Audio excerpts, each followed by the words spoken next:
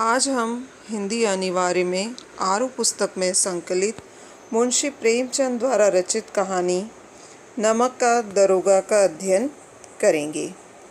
नमक का दरोगा हिंदी के सर्वश्रेष्ठ कहानीकार मुंशी प्रेमचंद द्वारा रचित एक आदर्शवादी कहानी है। इसमें लेखक ने ईमानदारी के मूल्यों पर चलने वाले को अंतिम विजय अवश्य प्राप्त होती है, इस बारे में बताया है। इस कहानी के माध्यम से कहानीकार ने बताया है कि ईमानदारी जैसे मूल्य अभी हमारे जीवन में समाप्त नहीं हुए हैं और इन मूल्यों पर चलने वालों को अंतिम विजय अवश्य प्राप्त होती है। यही इस कहानी का उद्देश्य है। तो कहानी देखिए। जब नमक का नया विभाग बना और ईश्वर प्रदत्त वस्तु, ईश्वर प्रदत्त यानी ईश्वर के द्वारा दी गई वस्तु के व्यवहार करने का निषेध हो गया। निषेध यानी मना करना। तो लोग चोरी छिपे इसका व्यापार करने लगे। यहाँ पर कहानीकार ने बताया कि जब नमक बनाने का नया विभाग बना तो यद्यपि नमक क्या है, ईश्वर के द्वारा दी गई प्राकृतिक वस्तु है, लेकिन इसके व्यवहार में, इसे प्रयोग करने में एक तरह से क्या हुआ, सरकार के द्वारा जब प्रतिबंध लगा दिया गया तो लोग इसका चोरी छुपे व्यापार करने लगे। अनेक प्रकार के छल प्रपंचों का सूत्रपात हुआ। जब सरकार के द्वारा नियम लगाए गए तो लोगों के द्वारा अनेक प्रकार से छल कपट प्रारंभ हो गए।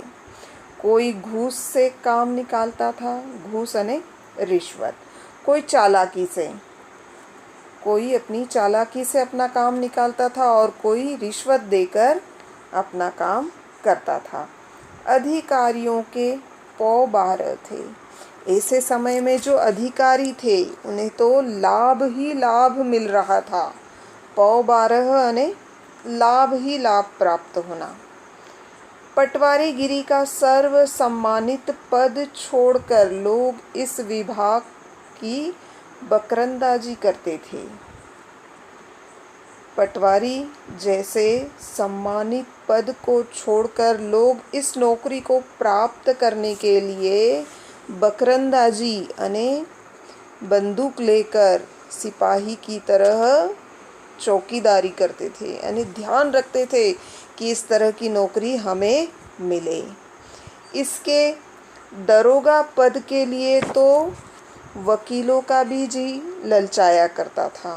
इसमें जो दरोगा का पद था उसे प्राप्त करने के लिए तो जितने भी वकील थे वे भी इस पद को प्राप्त करने के लिए ललचाते थे।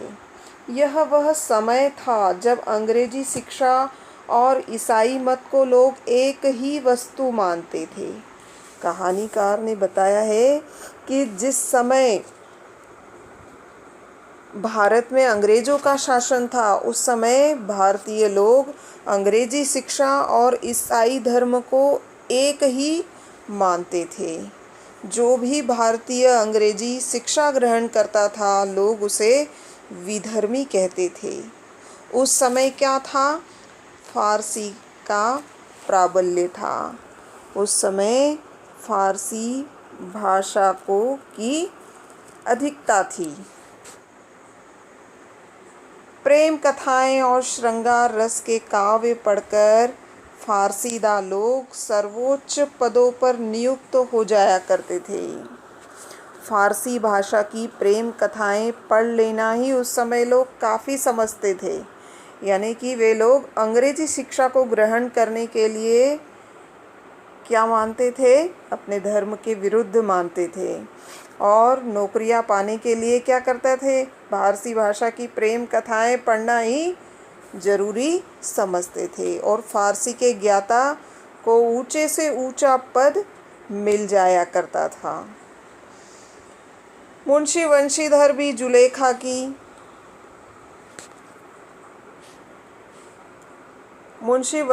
भी जुलेखा की विरह कथा समाप्त करके मजनू फरहाद के प्रेम वृत्तांत को नल और नील की लड़ाई और अमेरिका के आविष्कार से अधिक महत्व की बातें समझाते हुए रोजगार की खोज में निकले। अने ऐसे समय में मुंशी वंशीधर ने भी फारसी भाषा की तरह जुलेखा, मजनू, फरहाद आदि की प्रेम कथाएं पढ़ ली और नौकरी ढूंढने के लिए निकल पड़े। उस समय के युद्ध और आविष्कारों से भी अधिक महत्वपूर्ण क्या था? नौकरी को प्राप्त करना। उनके पिता एक अनुभवी पुरुष थे।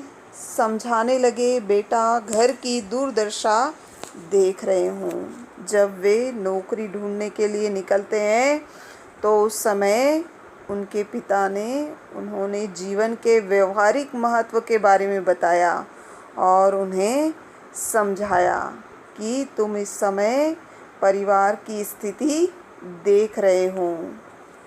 वे इस समय ऋण के बोझ से दबे हुए हैं, वह इस समय कर्ज में दबे हुए हैं। लड़कियां हैं, उनकी बेटियां भी है, जो वह घास फूस की तरह बढ़ती चली जाती है। बेटियां भी है और वह भी बड़ी हो रही थी। मैं कगारे का वृक्ष हो रहा हूँ। और वह स्वयं के लिए क्या कहते हैं कि उनकी अवस्था भी बहुत हो चुकी है, यानी वे ऐसी स्थिति में पहुँच चुके हैं जैसे कि नदी के किनारे का वृक्ष कभी भी गिर सकता है, उसी प्रकार उनकी अवस्था भी कुछ इसी तरह की हो गई थी कि वे कभी भी शरीर का साथ छोड़ सकते हैं। न मालूम कब गिर पड़ूं, न मालूम कब मेरी मृत्यु हो जाए। अब तुम ही घर के मालिक मुख्तार हो। मालिक मुख्तार, मुख्तार यानी स्वामी, निर्णय लेने वाला। तो अब तुम ही इस घर के स्वामी हो। नौकरी के ओहदे की और ध्यान मत देना। यानी नौकरी ढूंढते समय ओहदे यानी पद, ओहदा यानी पद, ये एक उर्दू शब्द है। यानी पद की ओर ध्यान मत देना, जो नौकरी मिले उसे प्राप्त कर लेना। वे आगे कहते हैं कि यह तो पीर की मज़ार है। नौकरी के लिए उन्होंने क्या कहा है कि पीर की मज़ार है। जैसे कि किसी पीर के मज़ार पर रहने वाला व्यक्ति, जब उस पर जो चादर चढ़ाई जाती है, जो चढ़ाया जाता है, उसी से उसकी आमदनी होती है और वह उसी चढ़ावे पर ध्यान देता है। निगाह चढ़ावे और चादर पर रखनी चाहिए। वे अपने पुत्रों को क्या समझाते हैं कि जिस प्रकार पीर की मज़ार पर क्या होते हैं, चढ़ावे पर ध्यान दिया जाता है, उसी तरह तुम नौकरी करते समय किस पर ध्यान देना? जो ऊपरी कमाई होती है उस पर ध्यान देना। ऐसा काम ढूंढना जहाँ कुछ ऊपरी आय हो, ऐसा काम ढूंढना जिससे कुछ ऊपरी आय भी प्राप्त हो। मासिक वेतन तो पूर्ण मासी का चांद है।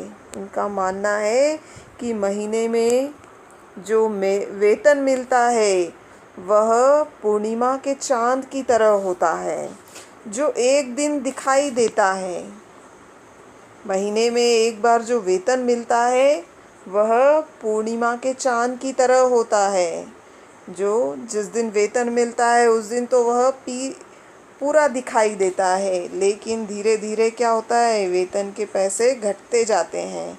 जिस प्रकार की पूर्णिमा का चांद पूर्णिमा के दिन पूरा दिखाई देता है, लेकिन धीरे धीरे क्या होता है, वह कम होता जाता है, क्षय होता जाता है और एक दिन गायब हो जाता है। उसी प्रकार जो वेतन मिलता है वह भी पूर्णिमा के चांद की तरह होता है। जिस दिन वेतन मिलता है उस दिन वह पूरा दिखाई देता है, लेकिन धीरे धीरे जैसे जैसे खर्चा होता है पैसा कम होता जाता है।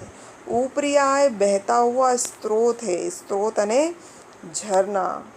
वे कहते हैं कि जो ऊपरी आमदनी होती है वह हमेशा बहने वाले झरने के समान होता है, जिसमें हमेशा जलधारा बहती रहती है, जिससे सदैव प्यास बुझती रहती है और प्यास उसी से बुझती है। वेतन मनुष्य देता है, इसी से उसमें वृद्धि नहीं होती है।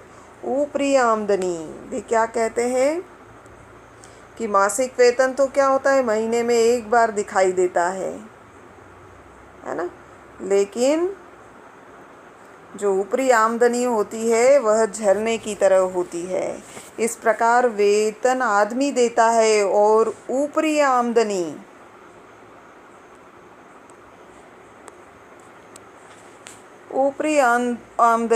ईश्वर देता है, इसी से उसकी बरकत होती है।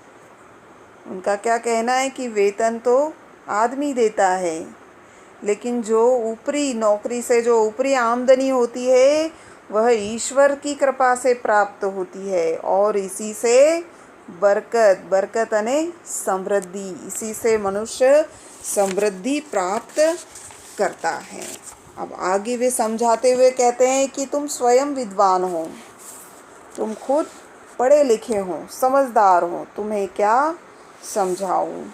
इस विषय में विवेक की बड़ी आवश्यकता है। यह एक ऐसा विषय है कि जिसमें सोचने समझने की बड़ी आवश्यकता है।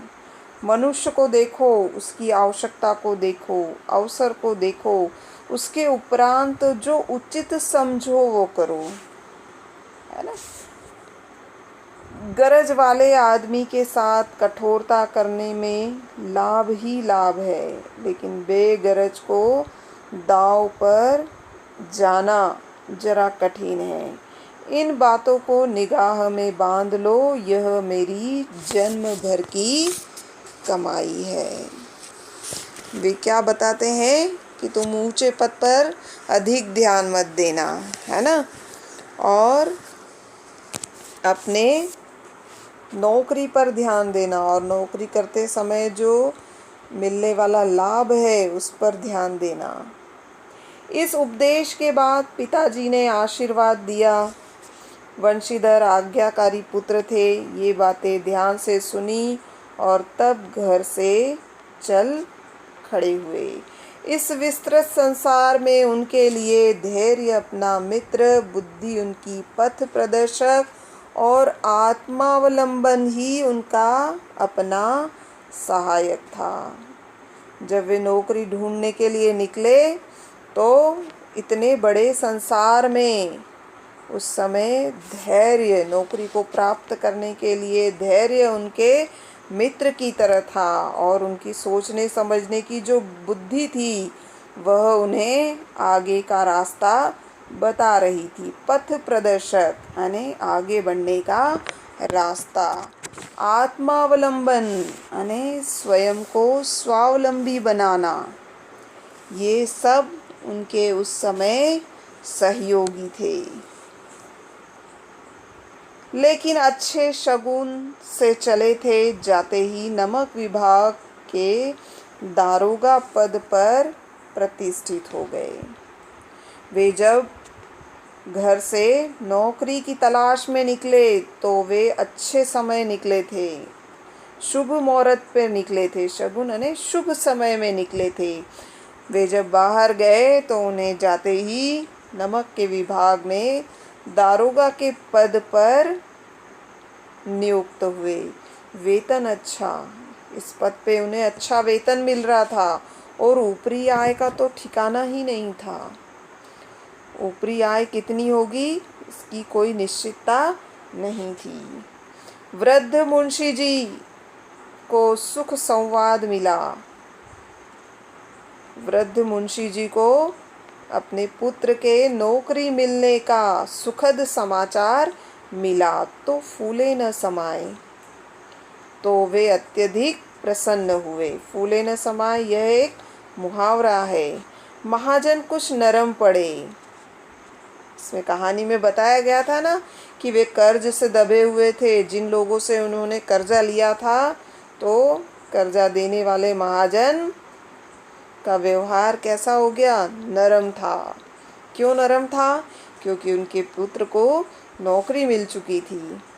कलवार की आशालता लहलहाई, पड़ोसियों के हृदय में शूल उठने लगे।